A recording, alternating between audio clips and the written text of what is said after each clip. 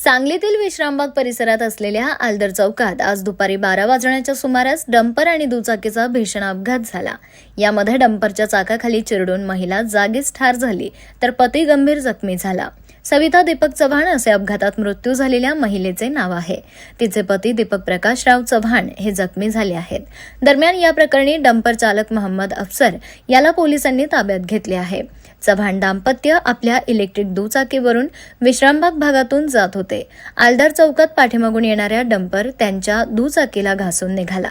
त्यावेळी चालक चव्हाण यांना अंदाज आला नाही, त्यामुळे त्यांचा अपघातात सविता या डंपरखाली पडल्या। त्यांच्या डोक्यावरून डंपरचे चाक गेल्याने जागीच त्यांचा मृत्यू झाला, तर दीपक चव्हाण हे बाजूला फेकले गेल्याने किरकोळ जखमी झाले। हा अपघात अत्यंत गजबजलेल्या आलदार चौकात घडल्यामुळे घटनास्थळावर नागरिकांची मोठी गर्दी जमली होती। अपघातानंतर काही काळ वाहतूक विस्कळीत झाली होती।